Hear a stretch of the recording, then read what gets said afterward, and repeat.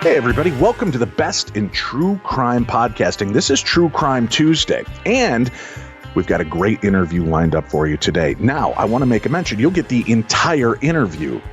The only segment of today's show you won't hear is our Dumb Crimes, Stupid Criminals. Why? Because that's under Stitcher Premium. We want to make sure that everybody gets a chance to hear these remarkable interviews of these incredible true crime stories. But for only $5 a month, you can subscribe to Stitcher Premium. That'll give you the entire episode. That includes the entire interview you're about to hear, plus Dumb Crimes, Stupid Criminals, and every episode of Darkness Radio, the best in paranormal podcasting. All 1,000+ episodes commercial free. And if that's still not enough reason for you to want to subscribe, you don't just get True Crime Tuesday and Darkness Radio, which, let's face it, for $5 a month, that's pretty valuable. You get every other show underneath the Stitcher umbrella. That means hundreds of thousands of hours of your favorite type of podcast programming commercial free. Nobody got time for commercials. So if you're interested, then make sure you go subscribe now to Stitcher Premium. Use code word Darkness Radio, all one word, Darkness Radio, for some deep discounts for an entire year's savings. Go do that right now. Take advantage of the special and be able to listen to Darkness Radio, True Crime Tuesday, and all of the other amazing programs across Stitcher's platform. Go subscribe right now. Sit back, relax, and enjoy this episode of True Crime Tuesday. Hello and welcome. You're tuned in to the best in true crime talk radio. This is True Crime Tuesday. I'm your host, Dave Schrader. Along with me, the one, the only, the affable Mr. Tim Dennis. Hello, Tim. Hey there. We've got some dumb crime, stupid criminals coming up a little later, and I'm just going to warn you, a couple of weird stories to start it off with, but a heartwarming story to end it. How do you like that? A cute little heartwarming police story that I think people are going to find adorable. I like that. Yeah, it's a nice way to shake things up. But first, we're going to visit with a friend of ours. He's been here before. He's back again. His new book, TerrorTown, USA, The Untold Story of Joliet's Notorious Serial Killer. Our guest today, John Ferak. John, it is a pleasure to have you back. Thank you so much for being here today. Glad to be here, Dave. Thanks very much again. Now, I grew up in the Illinois area, and I was there until 1988 when I moved to Minnesota. So a lot of these stories, it's interesting to hear these stories again and be reminded of tales that were taking place back then. But I have to ask you, when you start seeing cases like this, you've got a serial killer case, and obviously Illinois is pretty packed with strange criminals from Gacy on up of, and strange activity taking place. How do you pick and choose which stories you want to focus on, which ones you want to bring to the forefront? Yeah, that's a real good question. And I do spend a considerable time on that topic just because of the fact that, there's been so many books and documentaries and television shows, about John Wayne Gacy, and every so often I think to myself, well, there can't be anything more done on Gacy, and then somebody comes up with something, that's unique, a unique twist or a different angle that I hadn't thought about. So it does make me think that sometimes, even though some criminals are pretty notorious and well known, that there's a interest and an appetite from true crime fans to learn more. Right. The fascination I had, with this particular case was that this is a very well known and dangerous serial killer from around the Chicagoland area, who was very well known when his crimes happened, but those crimes happened before the internet, and it's almost like there's two different worlds sometimes. What's online, what you could Google, what you could research, with the click of a button, versus cases where there's oodles and oodles of newspaper articles and television footage, but it goes back to the 70s or the 60s and the 80s, and it never really made it online and isn't as well known. So it's a tough balancing act, Dave. But again, I try to find a case that I think, whether or not it's well known or not, just whether or not it would be of high interest, whether there could be, a lot that people can learn from, right? From a particular serial killer Well, this hits me because, again, I grew up in the Chicagoland area, and we would go 2, 3, 4 times a year to Marriott's Great America Amusement Park. And this story, reading right off of the Amazon listing, during the early morning hours of July 17th, 1983, fatigue became a factor for the young couple from Central Illinois who spent their day under the hot sun at Marriott's Great America Amusement Park north of Chicago. On their drive home, the tired teenagers pulled to the shoulder of Interstate 55 to get a restful sleep. And I remember those days. I remember doing the same thing, pulling over with buddies and kind of leaning the seat back and relaxing and talking to cool down until we were ready to drive, or one time having a flat and knowing that it was right in this era, right in this time era, and how this might have affected us at some point. So just creepy. Summer of 83, man. I remember that like it was yesterday. Yeah, and that was, and I'm like you too. I went up to Great America a number of times too, as a teenager, and that was, and it still is, miraculously. I mean, my kids like to go up there too nowadays. But just, Great America was the premier, and still is, the premier, theme park, amusement park, right. In the Chicagoland area, over in Gurnee, Illinois. And I mean, you get people from, 2 or 3 states, that go there just to spend, full day going on log rides and water rides, and and certainly all the roller coasters and the Screaming Eagle. I remember when that was the roller coaster, the wooden roller coaster, which is scary as hell for me when I went down that thing. But you're right, and it's also, it's a time frame too that, I mean, you and I are similar in age. I mean, don't you remember back in the 80s and 70s that it was a lot more common for people to hitchhike too? Yes. I mean, and it was still considered dangerous. Don't get me wrong, but just there was a lot more of that going on, and again, so it wasn't. People did let their guard down, so to speak, as far as like you just said, if a couple, boyfriend and girlfriend, or just a couple of friends were out, all night and had to drive very far, it wouldn't be uncommon for people just to pull over on the side of the road, and sleep it off. People just wouldn't think that anything really of that, as far as, oh, this is, incredibly dangerous. Why would I do something that dumb? That wasn't going through people's mind. Right. Back then. It certainly didn't happen here in this particular case. Well, yeah, and I was one of those teens. We used to hitchhike once in a while up to the malls, or after a long day of walking, you try to hitch a ride home that last mile or two, and it was just part of the culture at that time, right? 70s and 80s. Right, absolutely. Mm-hmm. I remember having a couple of close scrapes myself. So let's dive into this for people that might not be familiar with this story or that area.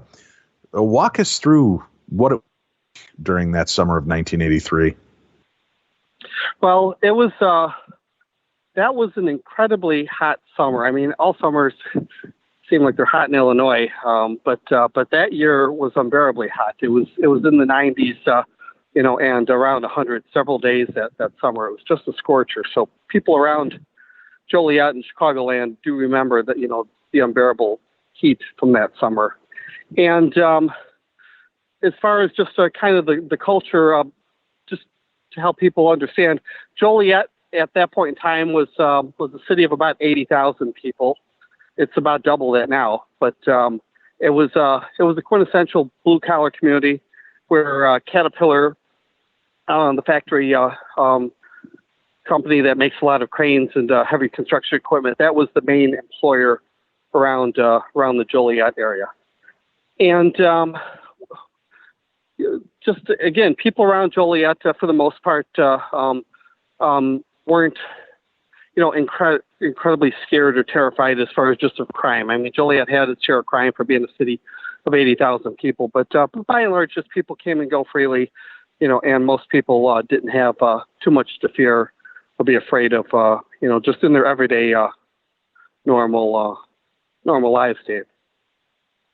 Right. It was, Illinois in general was still a pretty placid location. Obviously, you have crime everywhere, but I never felt, even when the Gacy case broke, I felt far enough removed, even though Des Plaines was not far from where I grew up in Roselle, Medina area. it was far enough removed from our world, and it wasn't beaten on you every day through social media. You saw it in the news constantly, but as a kid, it wasn't as impactful because it wasn't filling your social media news feeds and out there constantly. It was on regular news, which most of us didn't really pay attention to. We were still out playing and having a good time, but to have this kind of dark cloud hover over another area so close to us is really quite chilling. What do we know about the first killings in this pattern? Well, the first killings that happened, we would go back to the beginning, later part of June, July of 1983, and there was a pair of sisters. They were both in their late 60s. I call them the Bloom sisters. One of their last names was Lehman, just through marriage. But the two Bloom sisters, one was a retired teacher, I remember, and they both lived next door to each other on kind of on the outskirts of Joliet proper. So the street that they lived on is called Roslyn Street, and it's actually there's a lot of horses out there that way, even to this day. A lot of people that own horses or are involved in equestrian live out in that area. But these two German sisters, they kind of kept to themselves, but there was only about 7 or 8 other houses on the whole street, just to kind of put that in perspective. Whereas, in Joliet, proper, just like Chicago, you have a lot of row houses and houses right on top of each other. Where the two Bloom sisters lived was a very rural area, just right outside the city of Joliet. And just for that particular area, Dave, to have, an unspeakable crime, or crimes, I should say, a double murder, just, shocked the conscience of everybody. In particular, one of the Will County Sheriff's investigators, so Will County Sheriffs are going to be the lead investigators on all these cases. One of the sheriff's investigators and his wife, they live just a couple doors down, from where this horrifying set of bizarre murders happened. And when this happened, mm-hmm. It was first thought to be a fire. It was a Saturday morning, and Jean Haas, the wife of the late Pete Haas from the sheriff's office, they remembered that a newspaper carrier, had stopped in the driveway just to let them know that morning that there looked like there was smoke coming from one of their neighbors' houses. So the two Haas's, quickly got dressed and, drove down the street. And Mrs. Haas went to check on Zeta Bloom, and then Pete Haas, the sheriff's detective, I should say, he went into the house where the fire had happened and was just horrified by what he saw then, Dave. Just horrified. I can only imagine. God, I don't even want to imagine. So they go in. What do they detail from this? I mean, is it something that they look at as, oh, this is an intentional, or is this, obviously he's trying to hide some of the evidence here, trying to hide what the true crime was, right? Yeah, the fact was that the fire was contained. So the East Joliet Volunteer Fire Department, quickly got to the scene and put out the fire. And the fire was pretty much contained to a back bedroom. The house nowadays is a 2-story house. It kind of was a little confusing to be going out there now versus 1983, but neighbors have told me there's been an addition put on this house just in the last 10 years or so. So back in 1983, this was a small ranch house. And the two sisters, after they put out the fire, they made a horrifying, gruesome discovery. The two sisters' bodies were both scorched, beyond recognition. They had to use, dental and all that stuff. But the two bodies were stacked on top of each other, Dave, in a 69 sexual position. And there was also a turkey baster that was shoved into one of the women. So this was just... Oh, my God. My God. And, they were basically stabbed, but then they were shot and stabbed. So they were basically set on fire after they were already dead, is what the police and the pathologist in the coroner's office determined. So whoever did this, it was just about as evil and gruesome as you can imagine. That's kind of why I tell people, everybody knows of John Wayne Gacy and everybody knows of Richard Speck, but the crimes that were committed by this individual, Dave, almost were as vicious, as everything those two did combined. So this was just, again, this is an area of Joliet, just to put in perspective again, it's an area that's kind of out in the country that, has no fear at all of crime. So people were, it wasn't even the thought of leaving your doors unlocked. You always left your doors unlocked out here. Yeah. So this is a rural street at that point in time that's probably, about a mile long as far as just kind of where these 7 or 8 houses are. But these houses are so spread out; they're all acreages. So you're not really on top of your neighbor, but you know your neighbors. Just the fact that you would have these two, sisters, the Bloom sisters in their late 60s, who had no enemies in the world. Neither one of them had kids. One never married. The other one, her husband died many, many years ago. So she was a widow, for most of her adult life. And for this to be the scene, of a vicious double murder, right, to start the summer of 1983, just shocked the conscience. Now, obviously, back in those days, and I've gone through all the paper articles and everything you can find on the case. Most of those details that I just shared with you and your listeners were not made public or were not, shared in the newspaper at that time. The details that were the fact that the two sisters were found, in a bedroom. They were set on fire after they had, died. But all the other gruesome details about being, stacked on top of each other, and having a turkey baster, those were not made public at all back in 1983. But that's what the sheriff's department knew. So this is kind of what they knew, that they were looking for somebody that was just a crazed sicko. And for our listeners to understand, John, right? I want our listeners to know, why wasn't that made public? You'd think, well, that's a pretty big step, and people should know the depravity of the crime. But there are always lunatics that come forward and claim to have committed a crime, so they have to omit specifics of them, so that if they come in and say, hey, I was there and I used a turkey baster, bam, they know that they probably got their guy, because that was a piece of information nobody knew. Right. Right. If I had just walked in, off the street and said, "Oh, I want to make a confession. I killed the two Bloom sisters last week," and you're the detective and saying, "Okay, John, tell me why, or tell me how it went down," and I said, "Well, I grabbed there was a sledgehammer by the front door, and and I smacked him over the head with that." Well, you would know immediately that I'm full of crap, and I'm making stuff up. So if I did do the crime, that's clearly not how they died, or the murder weapon or anything like that. So you would immediately know, that I'm some crackpot that just walked in off the street, who doesn't know what he's talking about. So, it's a very good point you made, just so people know there are good reasons oftentimes, as far as withholding key details, of a crime scene. And in this case, that seemed to be a very good reason too. The other thing too, I think that they probably also, in a lot of cases too, especially in a case like this back in 1983, where the only way for the public to know what was going on back then, for the most part, was through a newspaper article, through a radio station report, or a television coverage, if there even was television coverage of a crime. So those were pretty much the only three ways, and then gossip, So those were really about the only ways for people to even know about a crime. And I could also understand the situation where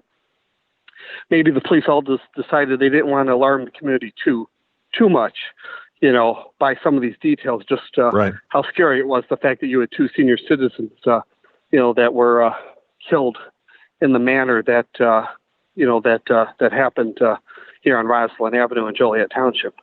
Right. Horrifying. All right. So they've uncovered this. They've taken their notes. They've studied this crime scene. Is there anything left behind pointing them in a direction of who might have committed this heinous crime? Well, one thing that stood out to them, actually, I should say a couple things, but one thing that stood out to them was that there was a very unusual type of bullet that was at least found or recovered from the crime scene in this case. It was a lubeloid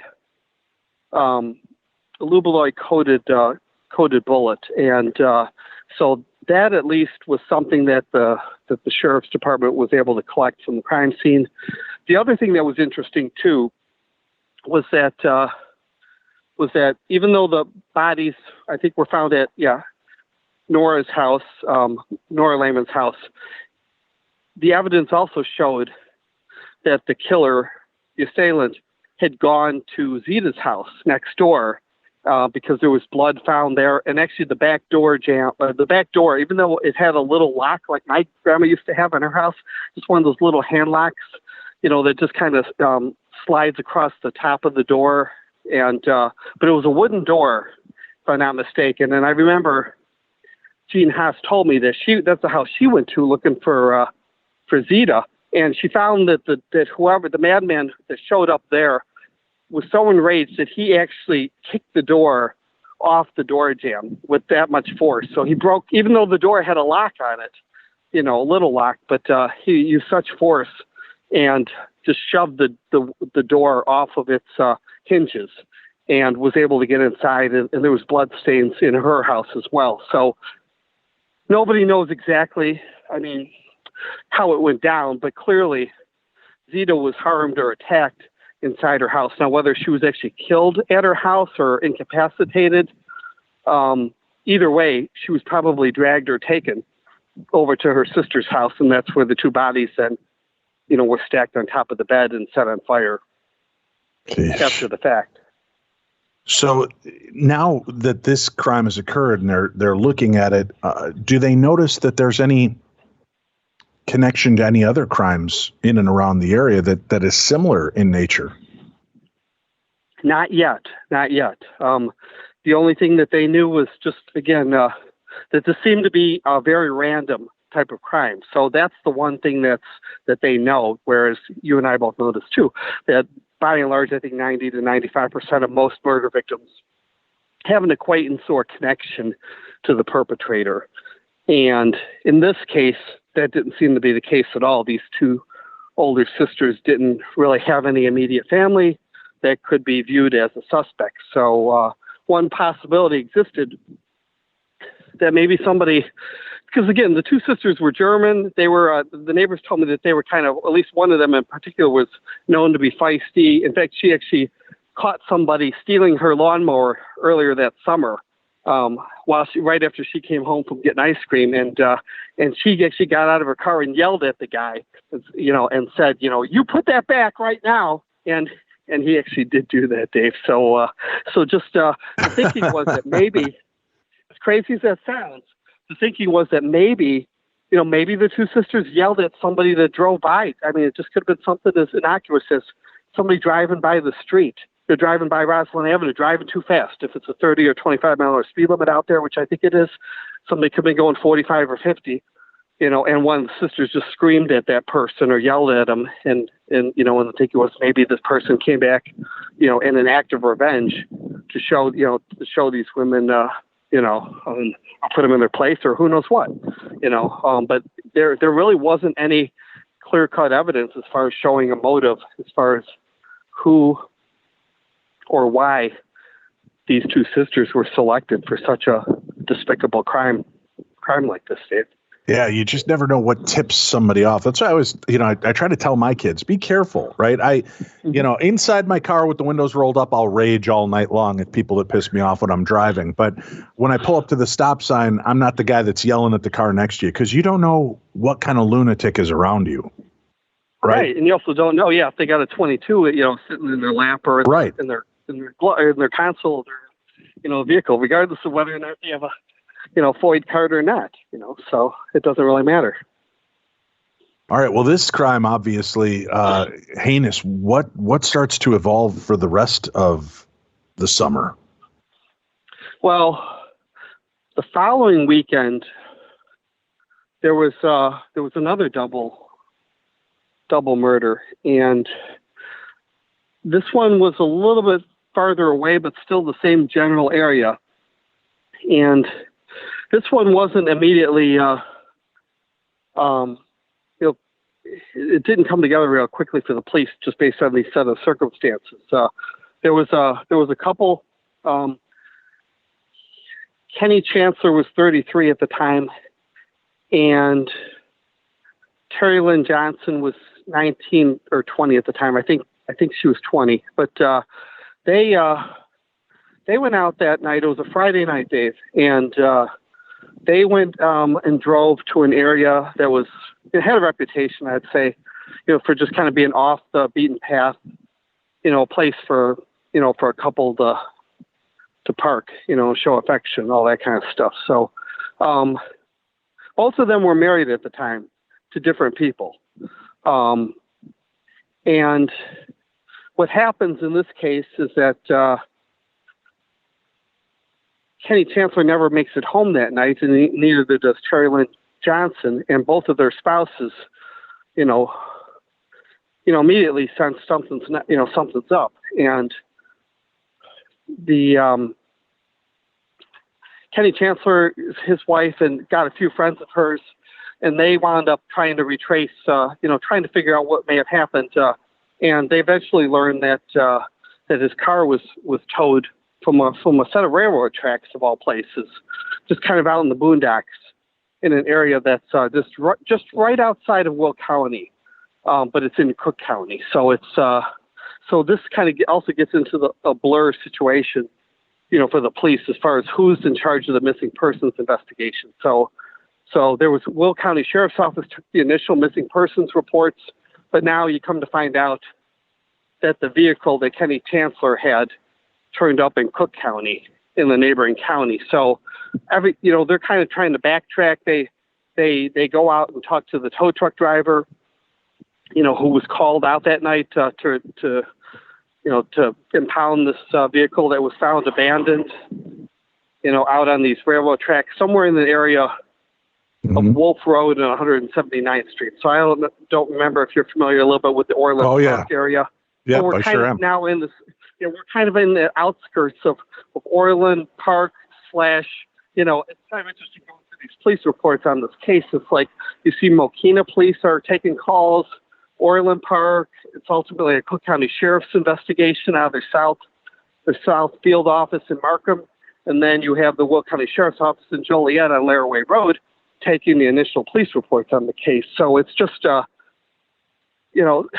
another thing that sometimes it can become that also sometimes makes it hard for the police to work a case when you have, 4 or 5 different agencies all taking, different roles. I mean, they're all doing their best, or they're all trying to do their best. It's not, through anybody's, wrongdoing or anything like that at all, but just, it just makes it a lot complicated. And so I'll cut to the chase a little bit here. They spent 2 or 3 days trying to scour this, this area, go through the fields, and and try to rewalk the area where their vehicle was found. And it took a few days, but they ultimately found both of the bodies in different areas, about a quarter mile away from each other. And by then, both of the bodies had been decomposing in the intense summer heat. Right. And what made this crime again a little bizarre and again chilling, especially, was the fact that they were ultimately able to do the autopsies on the bodies, and they were able to determine that both victims were shot and killed with a single bullet. So one bullet was used to go through both of their bodies, which basically shows that they were clearly inside the car, probably making love or sharing affection with each other. And their killer came upon them, and shot them. The bullet went through one body and then went through the other body, and then clearly after the fact, he dragged both of their bodies, probably one at a time, obviously, but just he dragged the bodies and put them in different locations, so where it sounds kind of obvious that this guy's got issues as well with affection and sexuality or something, right? Absolutely. And that becomes apparent too later on in that summer.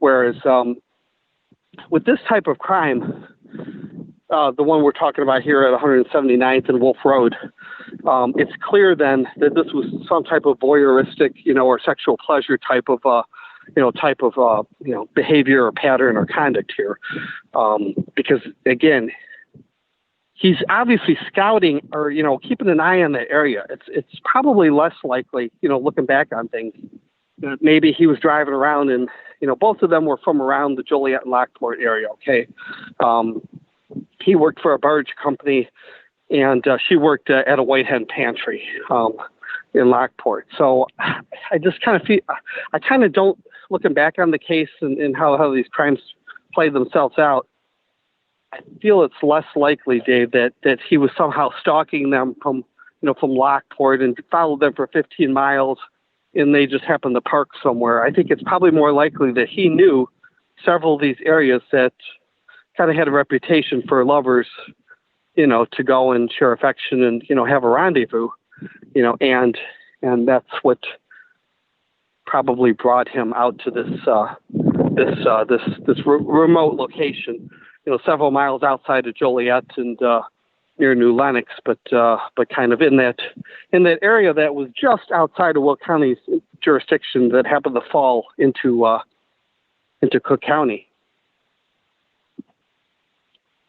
I can't even imagine what it was like for law enforcement at that time to have these things popping up. And again, I know crazy in the heat is a real thing, especially in law enforcement dealing with, crazy from the heat, people acting up and doing stupid stuff. But this seems to be going above and beyond. Yeah.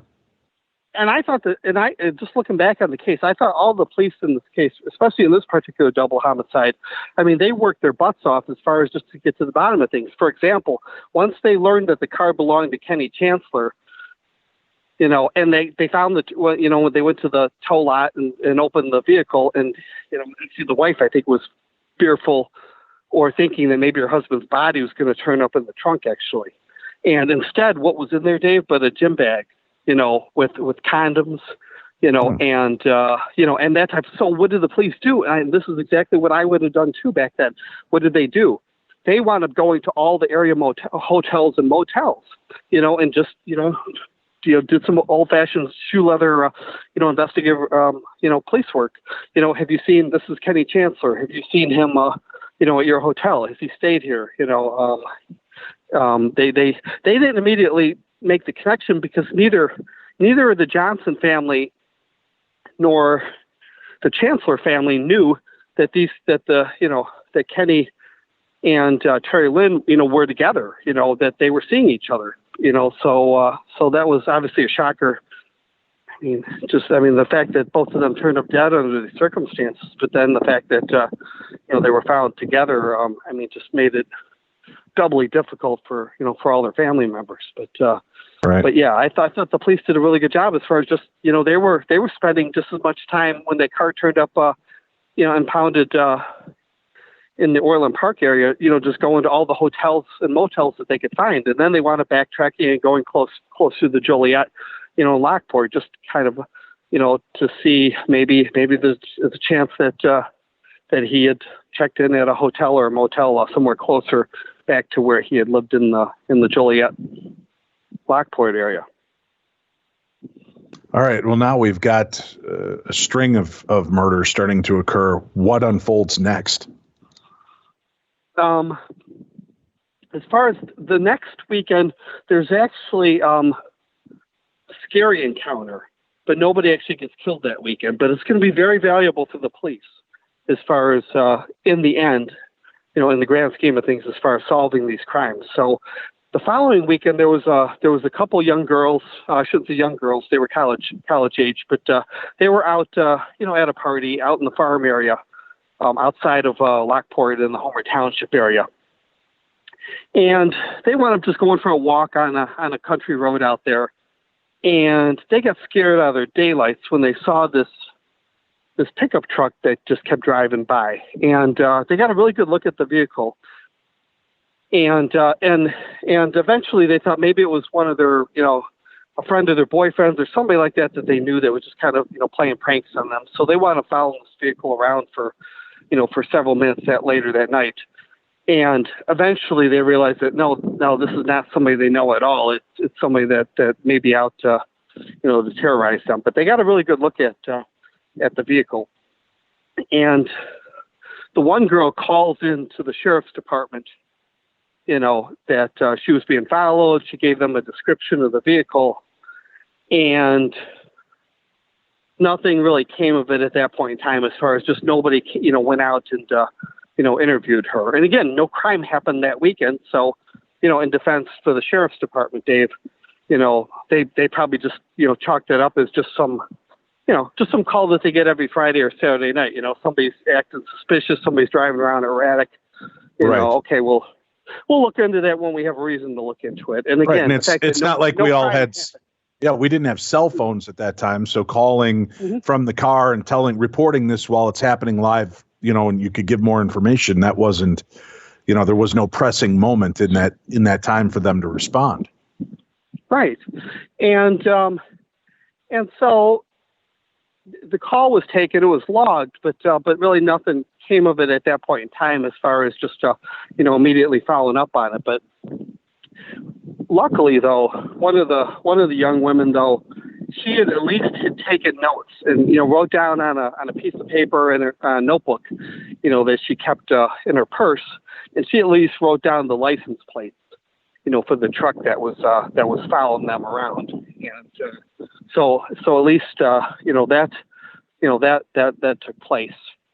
The following weekend, though, in that same general area, not exactly the same spot, not the exact same roads that this was happening, but in the same very general area, though, there's going to be a mind-boggling set of crimes. There's actually 3 sets of homicides that all happen at the same location, all around 3:15 to 3:30 in the morning. Okay, and it's very convoluted, and since I'll do my best that I can to kind of to help explain what happened here, but ultimately, back then, the Will County Sheriff's Department used a lot of auxiliary deputies on the weekends. These were people that there were more or less volunteer police officers that would help out with crowd controls, usually at your small town festivals. They would also, kind of go out and, just make sure, neighborhoods were safe, that nobody was out breaking into cars. They would do business checks, that kind of stuff. Okay. All right. On this particular night, middle of July of 1983, the weekend of July 16th and 17th, Dennis Foley and Stevie Mayer, Dennis was 50, Stevie was 22. They were patrolling together. They're both auxiliary deputies, and they just happened to either get a call or they just kind of converged upon this area of 147th and Gauger Road. Okay, back then the area was totally rural. I mean, it was about as rural as you can get. Now there's a lot of industrial warehouses out there. I was out there last summer. It doesn't look anything at all like it did back then. And some of the people out there told me that the area was also known as kind of an area for dumping garbage, but it certainly was a prime location, for couples to go, if they wanted to, make out and kiss and all that kind of fun stuff. So, right. So these two, auxiliary deputies come upon the scene, and off in the distance from them would have been a little red Chevette, okay, really small car. And it was actually parked right on the entrance to a farm, okay, out there. And there's also a third vehicle that's out at the scene, and that's this kind of black/dark blue pickup truck. Okay, the sheriff's deputies do see this vehicle, and there's also a guy that's out there.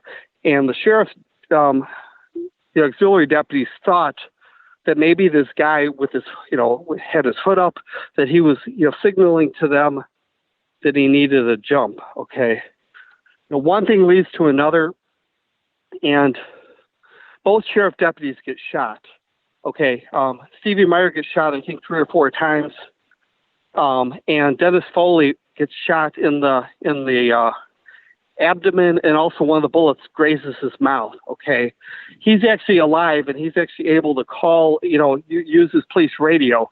Holy cow. And they can't even really hear what he's saying, but he's clearly trying to let dispatchers know, help, that he needs help. And again, this is before Google Earth and, everything. So they're trying to trying Yeah, to they're do not their able to best just ping him and track him, right? Yeah, so where the heck are you? Yeah, so other people, other sheriff's deputies that were on duty that night also kind of heard this mumbling or garble over the scanner, and dispatch. So they were trying to figure out where this was coming from, and they eventually make it out to the scene again between 3:30 and 3:45 a.m. And there's going to be, by the time they get out there, they're going to find Stevie Mayer is he's dead in the ditch on the side of the road. Foley's still alive. But he can't really talk because he had just been shot through the mouth with a bullet. There was a young woman from one of the neighboring towns. She was from Lamont. Her body is found next to the little red Chevette.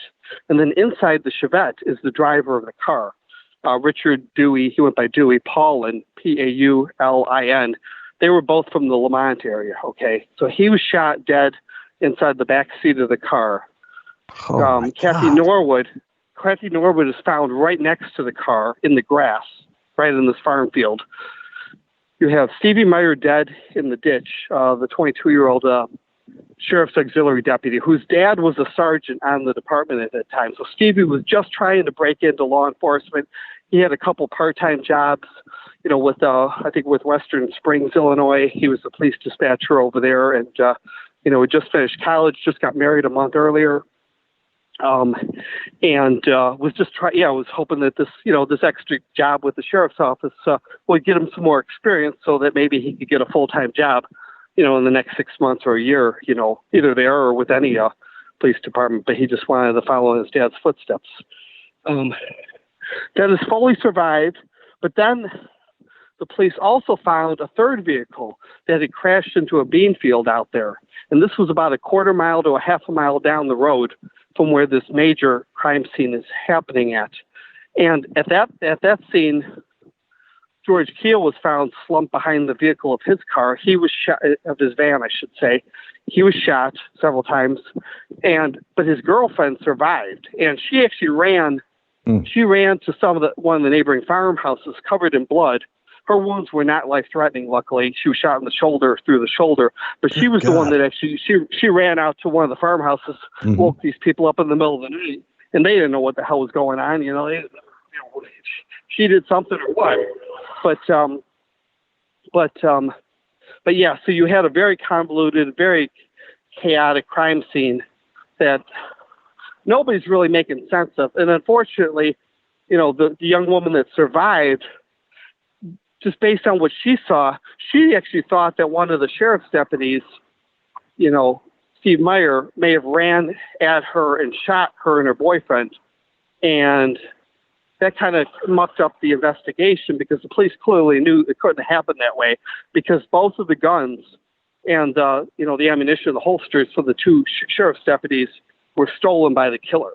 So the killer obviously came with his own gun. He stole their weapons. He also stole purses and wallets from his victims. That was a common MO that we also had happen. I should have pointed that out earlier with the Lovers Lane, killings out in the Orland Park area. But you had a convoluted crime scene where the only surviving eyewitness, or at least at the time, she gives a statement that she thought that she had just been shot by one of the sheriff's deputies, when clearly that wasn't the case. What probably happened, Dave, is that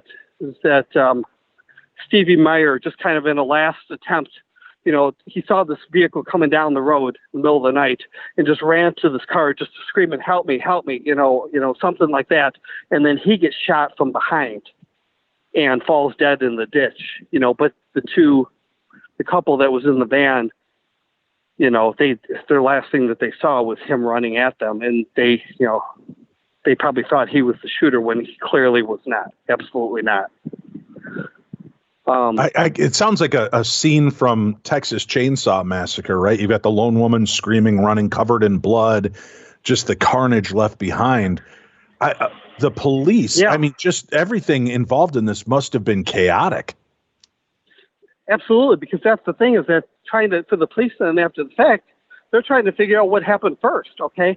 They're also then trying to figure out, did the two auxiliary deputies come upon the scene? Were they, just happened to be on regular patrol and, spotted something? Were they the first ones out there? How did things happen? Let alone getting to the bottom of the why. How did this set of events even go down? Would probably the most likely scenario, kind of looking back on things, and you can certainly add your own thoughts too, just based on what we've talked about. But the belief is probably that the killer, went out there again. He was watching, in a voyeuristic manner, watching that couple inside the little red Chevette, and he either, takes the girl hostage or is about to take her hostage, or, shoots the boyfriend or is about to shoot the boyfriend. But the sheriff's car pulls up on the scene, and just didn't even know that they're stumbling upon a crime scene, but just the fact that they had, just saw a couple, a car parked on the side of the road. They probably wanted to get to the bottom of it and see, just make sure nobody was hurt or just what was going on. But by just unknowingly pulling up on the scene, the killer decided, I can't leave any witnesses to anything, so he just went out and, fired indiscriminately, with his weapon, and one thing led to another.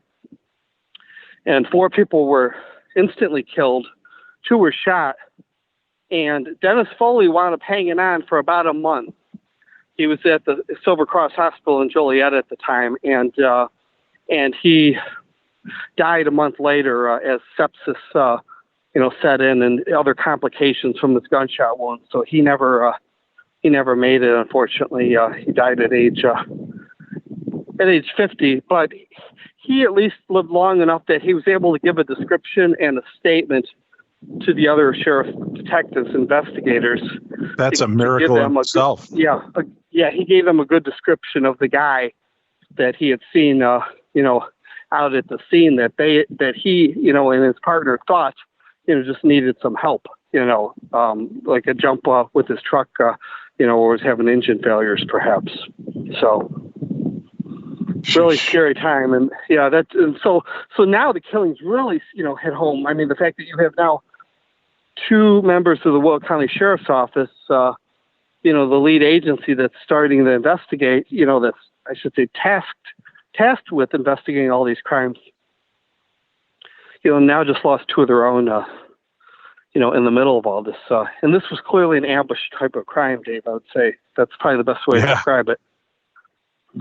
Wow. All right. So now are they starting to piece that this is all the same guy? Is that starting is that picture coming into focus for them? It's starting to at least emerge as a possibility, just from the clearly all the randomness of these crimes. Because again, this wasn't going on in the previous 5 or 10 years, and then all of a sudden you're talking back to back weekends. That all this is going on. I mean, starting with the 2 Bloom sisters killed on Roslyn Avenue with the bodies stacked on top of each other, to the following weekend, the 2, lovebirds that are killed, and their bodies are, left out in the ditch, in rural Cook County, again, real close to Will County. And then now this, where you have this incredibly random, type of crime. One thing that the police did investigate initially, again, going back to victimology, which, I don't know if you want to explain it, or your listeners probably know it pretty well, but just victimology is just kind of going back, trying to figure out who the victims had contact, associations with, again, working off of the premise that somebody close to them, may have something to do or, have had something, some connection to their crime. So the young man that was driving the little red Chevette that was killed in the back seat of his car, fatally shot, he had been out of jail for, over a year. He was facing some cocaine charges, and his co-defendant had already pled guilty and been sentenced in the case. So one of the newspaper articles raised the possibility, Dave, that maybe these killings could have somehow been connected back to a drug connection, between Richard Dewey Paul and some unknown perpetrator. But that really seemed to be grasping at straws. I mean, I could look back on the case now and say that. I mean, maybe I wouldn't have back in 1983 if I was a reporter, but but clearly, the police were trying to go to any and all lengths just to figure out the who, the why, and the motive, and that motive clearly didn't come together. There was nothing that backed up with a validity that somehow these crimes were connected to to a drug hit or a drug type of killings, I should say. Right. Whew, I'm overwhelmed. When you're writing this, this has to just feel icky as hell, John, right? To just keep uncovering one heinous crime after another and to document that. That's got to be overwhelming just as an author. I can't even imagine what it was like for actual law enforcement at the time for it, but how is this impacting you in writing this? It's, it was very scary, and I've covered my share of, creepy and chilling murder cases over the years. And, I always kind of look back to the first book I did back when I was out in rural Nebraska, the book about the farmhouse killings in Murdoch. That was my first book, Bloody Lies. And that, in my mind, when I covered that case, it was 15 years ago, 2006.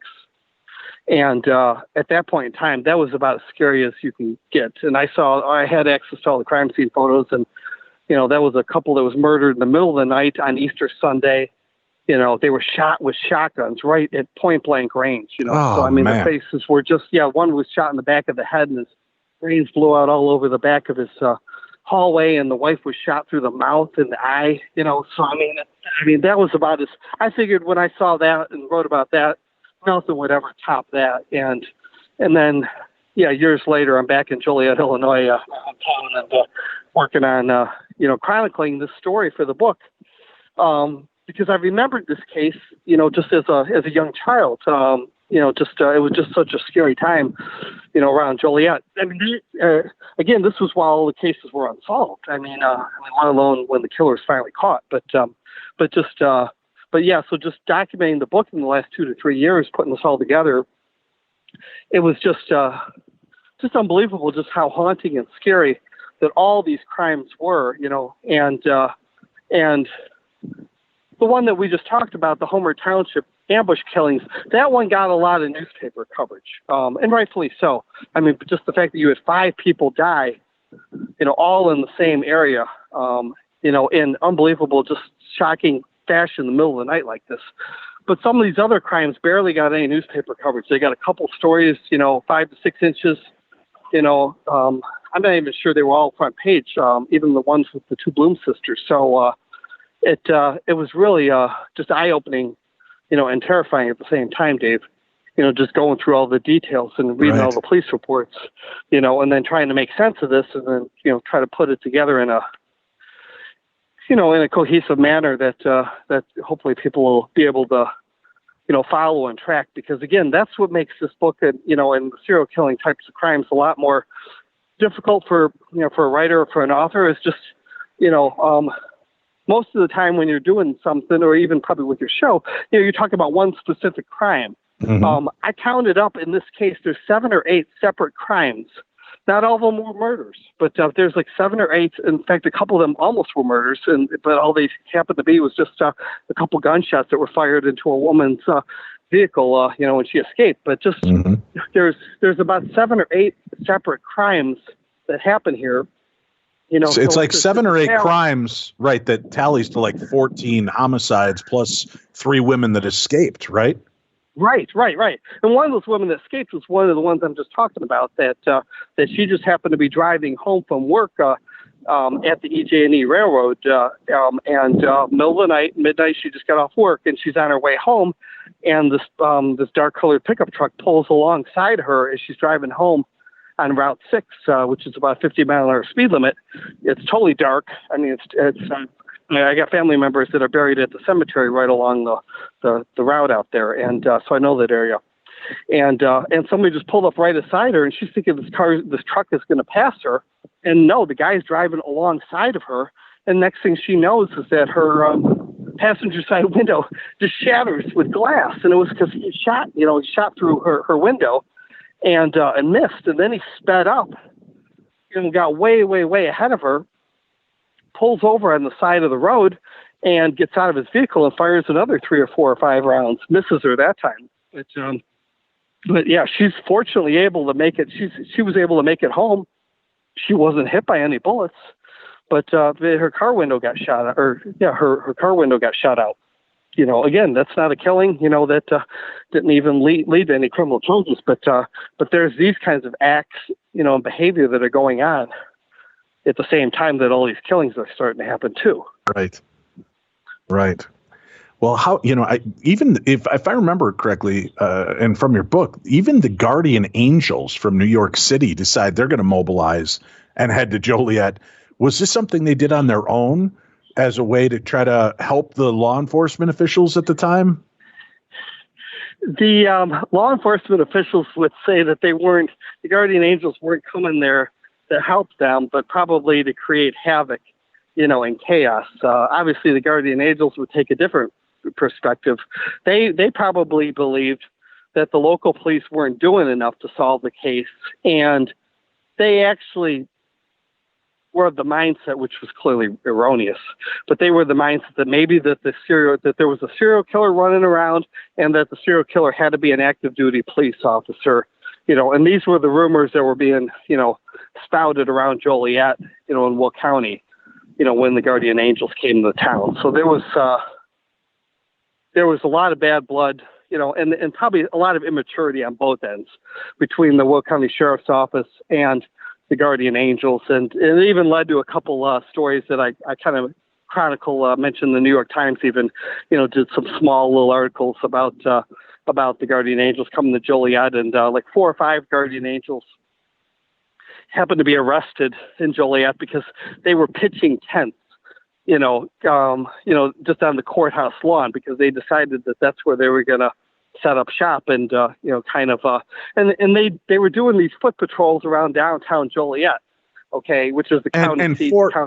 Real quickly, for our listeners that might not be familiar with the Guardian Angels, they were this group of vigilantes, basically, right? That they wore kind of military garb, red berets. They were trying to take back New York from the crime. They were trying to do good, and they were mobilizing to areas that appeared to need help. So that is a strange deal, right? You've got the people, but they're working outside the law, but with the common goal of, we need this shit to stop. Right. And the police were kind of incensed and outraged the fact that they came to downtown Joliet, because all of these crimes and killings were actually happening outside of Joliet. They were right on. All these crimes were happening on the periphery of Joliet. So the idea that the Guardian Angels were camping out in downtown Joliet and walking down the downtown streets by the courthouse and the county building and the Joliet police station just kind of seemed absurd to the local police. But it kind of, they probably got a half a dozen different reactions. There was a lot of people in Joliet that were welcoming them and would bring them food and drink and water, just for being there. They were thankful that, hey, Guardian Angels, took an interest in Joliet, Illinois, and came here from several different states, so they must be good, and they also were doing some recruiting in Joliet. So, so you had a lot of teenagers and, young 20-somethings too that were also intrigued, by the Guardian Angels and, and the movement, and, wanted to know more about them. So you had kind of I don't know if you call it a groupie factor, but that was also kind of going on too. But yeah, it added another layer to this investigation. And again, the police were still trying to get to the bottom of the whodunit, and now they're having all these other distractions thrown into the mix, and it didn't make it for an easier time for them to try to solve the cases. All right, what is the final kind of straw that breaks this back to get them in the right place with the right people? One of the key elements in this case, again, going back to what we talked about a little while ago, there was that one weekend that again, nothing happened as far as no, senseless double murders or killings that came to fruition. But there was always this description, of this dark-colored pickup truck that was seen kind of in and around these rural parts, these rural areas of Joliet, around the time that a lot of these crimes were happening. And at one of the crime scenes, the one in Homer Township where the two sheriff's deputies were found slain, when the evidence technicians came out to the scene, Dave, and moved the bodies, they found a fishing reel receipt. And the fishing reel receipt was made out to a man that lived in Joliet. And the police initially investigated him, but then they realized quickly that he was out of town. He was in Mississippi that weekend. He didn't look at all like the suspect that they were, looking for. And he was in his 50s too. So they knew they were looking for somebody mid to late 20s, early 30s, heavy set, little overweight. And, clearly wasn't this individual. But it just so happened that this individual's son had just gotten paroled from the Illinois Department of Corrections earlier that year. And he had served 13 years for a torture rape that had happened out in the middle of Joliet in one of the biggest parks we have, an area called Pilcher Park. And it was a notorious crime, and actually cigarette lighter was used to burn the vagina of one of the victims in that case. And again, it was a couple that was out there. Yeah.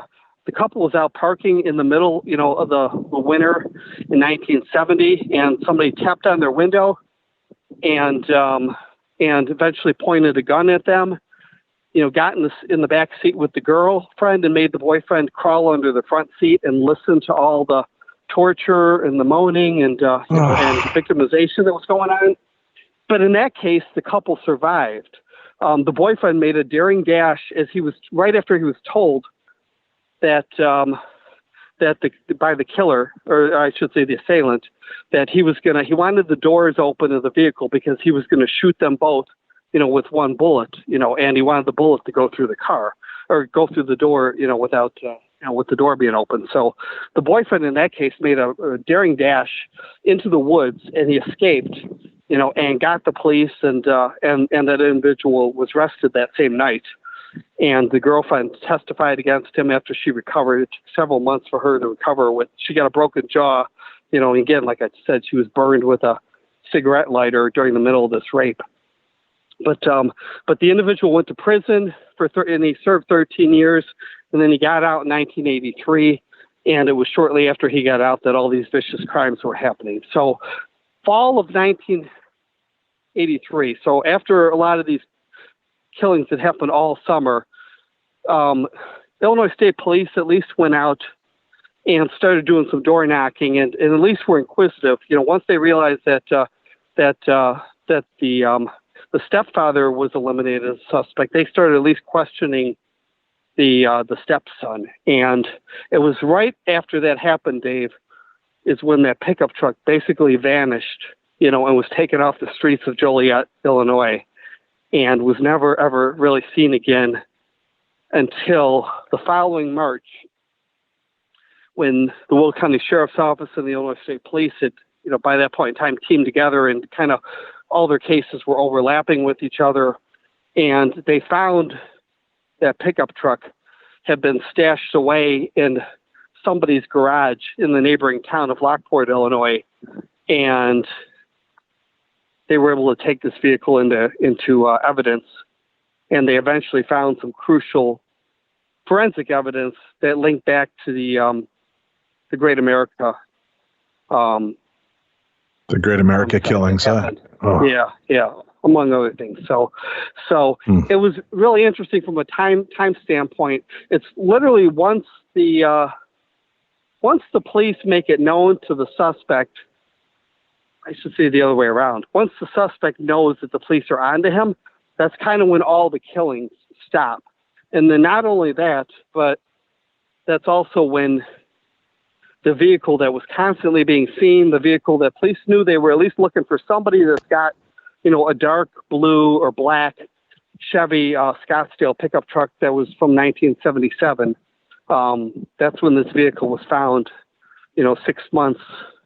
It was found March of 84, and, police initially questioned the suspect in beginning part of September of 1983 after, right after there was a quadruple murder of 4 young women. I should say 4 young women, 3 young women and an older woman that we really didn't even get a chance to talk about much. But that was at a pottery shop, and that was kind of the last, gruesome. But that was really the last major crime. But that's the one that people in Joliet still talk about to this day. But it happened on a Saturday morning on Cass Street, and it was 4 women that were all killed inside of a ceramic shop, and all of them were stabbed repeatedly. There was about 48 stab wounds, I think, total. They were all through the heart, in the chest, and one of the women was also shot through the neck. But it happened. That crime happened broad daylight on a Saturday, late Saturday morning, sometime between noon and I should say 11:30 a.m. and noon. And the killer then drove the vehicle. The 3 of the women all came together and went shopping together. They drove in a red Chevy Blazer, and the Blazer was found about a block away.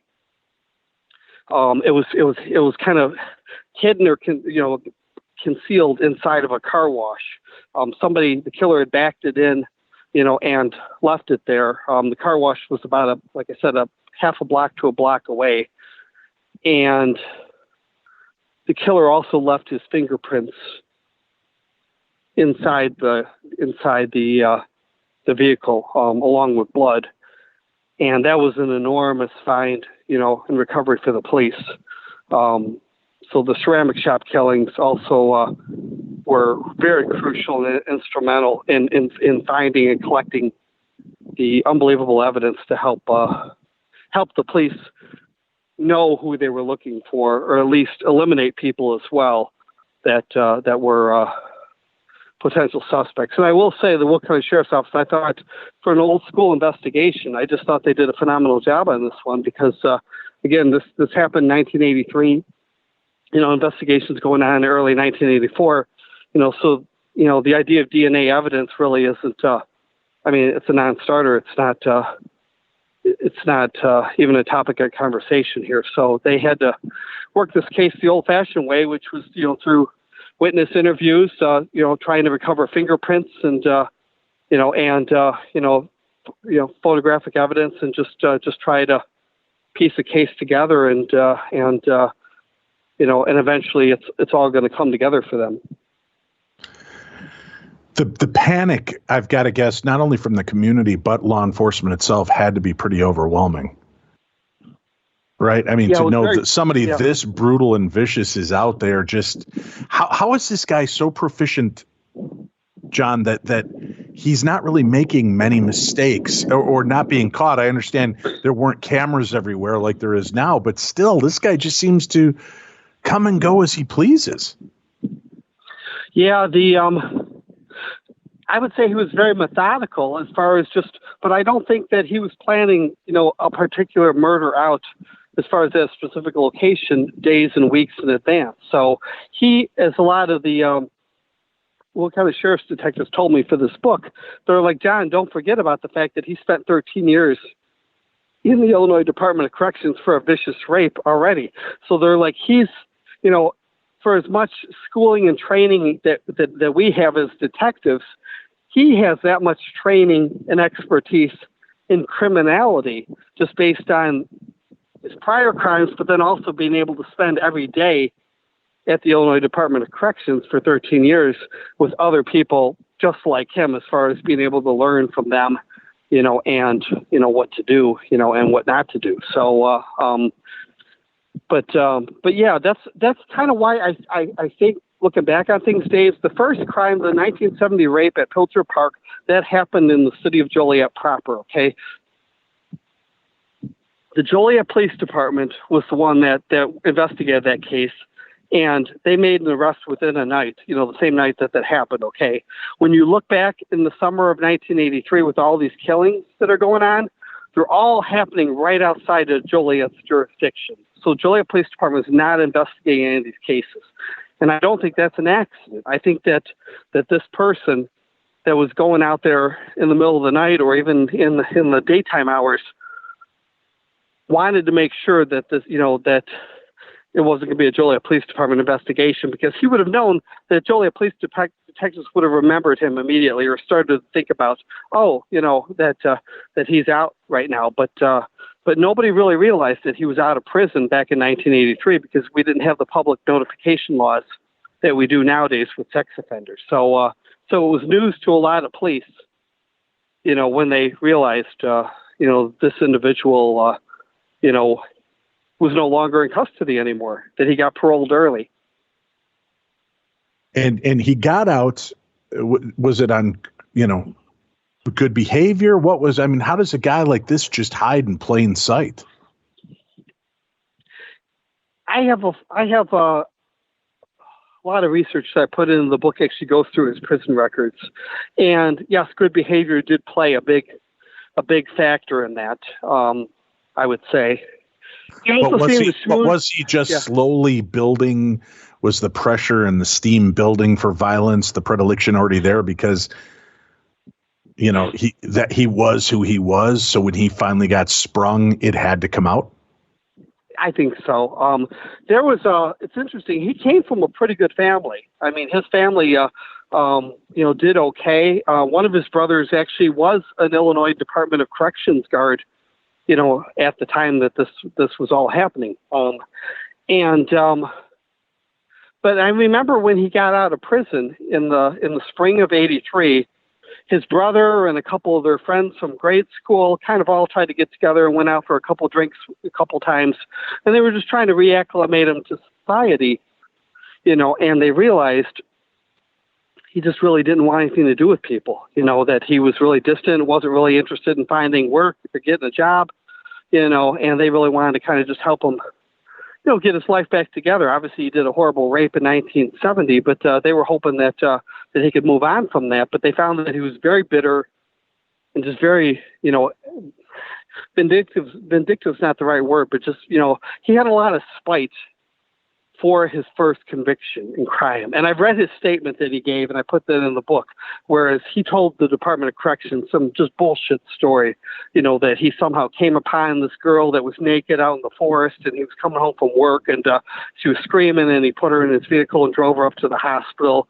and absolutely denied that he had anything to do with the crime, that even though, there was 2 eyewitnesses, she survived, and the boyfriend, was there the entire time. So he just very unremorseful, and unapologetic at all. And so he actually had a very big chip on his shoulder, Dave, just for the 13 years of life that he lost from age 20 to 33, that he was in the joint, and he just, and so there was a statement that he makes as soon as he got out, where he tells one of his brothers just that he's going to be, busy. He's going to be tied up for a lot this summer. But he told them, and this was actually another thing I thought about for another title for the book, but, I'm fine with the title we came up with. But he told one of his brothers, he's like, I'm going to get the last laugh, and I always thought that that's about as close as you could come to him probably just coming right out and saying, I'm going to be getting my revenge this summer. Right. I'm not going to tell you it right off the bat, and but you're going to know it, when it happens. And that's about as cryptic of a comment that his brother, told the police, when they interviewed him, several months after the fact, when the police are just trying to, get to the bottom of as far as, what statements he may have made or, who he talked to all summer, after he got out of prison. But what was I'm going to get the last laugh. Once they capture this guy, once they realize who they're dealing with and they get this guy, what is the, how long is this court case? How convoluted is it? What happens? Well, the first case is very, very interesting because his family put together as much money as they could. They didn't want him he didn't want to have, because he had a public defender for his first case back in 1970. And again, he didn't think that went very well for him, with the 13 years that he actually had to serve, although he did get a 25 to 35 year sentence. But his family put together all the money they could, and they hired a lawyer out of Chicago named Bill Swano. And Swano, I thought, put together a pretty good defense for him. The first trial, just for perspective, it was the Great America case. So it was the couple that parked on the side of Interstate 55. The boyfriend was killed instantly. The girlfriend was taken not taken hostage, but she was abducted and raped in the middle of the night, and then she was stabbed and left for dead in the middle of the road, in a grass median, along the old historic Route 66, and a passerby found her. But that was the first case that went to trial. So Johnson's lawyer tried to put together a misidentification defense, suggesting that her description of her attacker, wasn't 100%. Yeah. So what's interesting is, and I've replayed this all, and it's, the fact is she was remember, she's sleeping. So she's sleeping. It's the middle of the night. Somebody's knocking on the window of your car. And then within a second of that, you hear 5 gunshots, and it's your boyfriend shot. He was sleeping in the front seat. She was sleeping in the back seat. So boyfriend gets killed, and then this guy tells her, lay low, crawl on the ground, get on your belly, and don't look up. So she's constantly being told, don't look up or I'm going to kill you. And she just saw her boyfriend get killed. So she's trying to comply, but she's also trying to, sneak as many quick glances as she can. But again, it's the middle of the night, it's completely pitch dark. And she's driving around as in this guy's pickup truck, and there's no lights on at all. So the fact is, when she talked to the police, and I've read the reports, she didn't immediately recognize any facial hair on the guy. Okay. The suspect in this case, he had a goatee, and he's always had a goatee for most of his life. But again, if the person is driving the vehicle and you're the passenger, you're looking at him from the side. So in my mind, yeah, you wouldn't immediately notice facial hair or think that he has a beard or a goatee. So the fact that the defense attorney was trying to trip up the prosecution and trip up the rape victim in this case by the fact that that she didn't immediately recognize he had a goatee. That